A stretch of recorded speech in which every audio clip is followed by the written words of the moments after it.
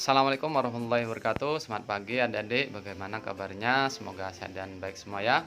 Dalam kesempatan kali ini kita akan membahas tentang penilaian keadaan dan penilaian dini. Tindakan penilaian ini terbagi dalam langkah-langkah sebagai berikut. 1. Penilaian keadaan. 2. Penilaian dini. 3. Pemeriksaan fisik. 4. Riwayat penderita. 5. Pemeriksaan berkala atau lanjut. Dan 6. Pelaporan.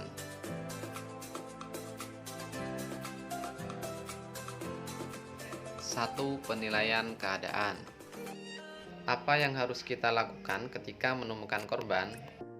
Dalam melakukan penilaian keadaan, ada beberapa pertanyaan yang dapat membantu penolong melakukan analisa, yaitu 1. Bagaimana kondisi saat itu. 2. Kemungkinan apa saja yang dapat terjadi. 3. Bagaimana cara mengatasinya.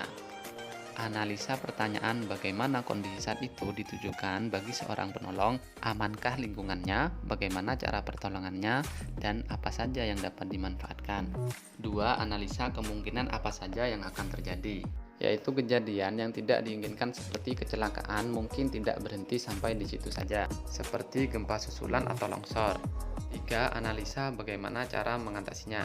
Pada tahap ini, penolong menentukan langkah-langkah untuk mengamankan keadaan atau ancaman bahaya dan menentukan tindakan pengamanan bila terjadi sesuatu yang tidak diinginkan atau safety plan.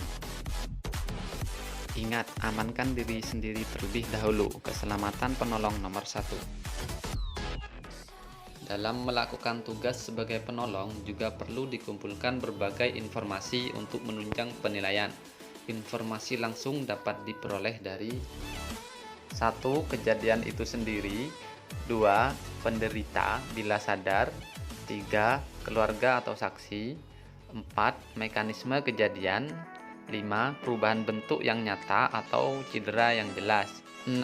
Gejala atau tanda khas suatu cedera atau penyakit. 2. Penilaian dini. Langkah-langkah penilaian dini.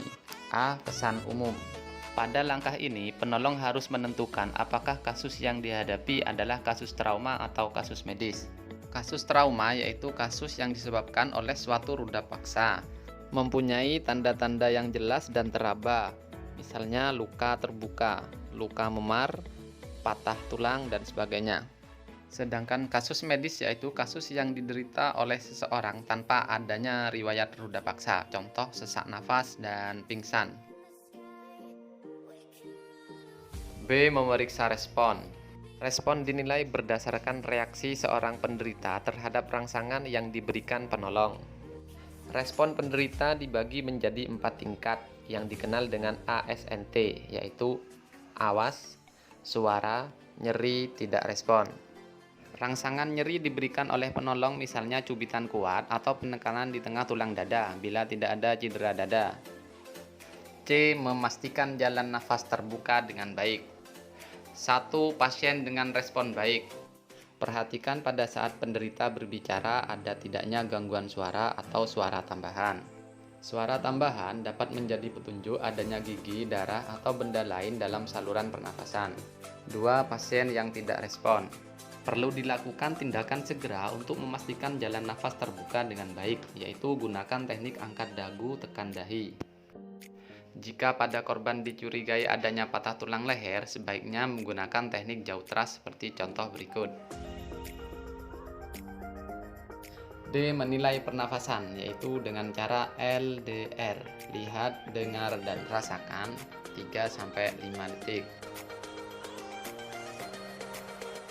E. Menilai sirkulasi dan menghentikan pendarahan berat. 1. Menilai sirkulasi penderita respon, yaitu dengan cara periksa nadi radial atau pergelangan tangan seperti contoh gambar berikut. 2. Menilai sirkulasi penderita tidak respon, yaitu dengan cara periksa nadi karotis atau di leher seperti contoh berikut. Ada tidaknya nadi diperiksa dalam waktu 5-10 detik. Perlu diingat bahwa pada penilaian dini, penolong hanya menentukan ada tidaknya nafas dan nadi. Jangan terpengaruh dengan penampilan cedera penderita. Pastikan dahulu bahwa tidak ada pendarahan yang dapat mengancam nyawa, termasuk pendarahan yang tidak terlihat. F. Hubungi bantuan. Segera minta bantuan atau rujukan bila penolong menilai bahwa penderita tidak ada respon. Saat menghubungi bantuan, pesan yang disampaikan harus singkat, jelas, dan lengkap. Baiklah adik-adik, itulah tadi materi penilaian keadaan dan penilaian dini. Semoga bermanfaat. Agar semakin bermanfaat, jangan lupa share, subscribe, and komennya ya. Sampai bertemu di materi selanjutnya. Saya akhiri. Wassalamualaikum warahmatullahi wabarakatuh.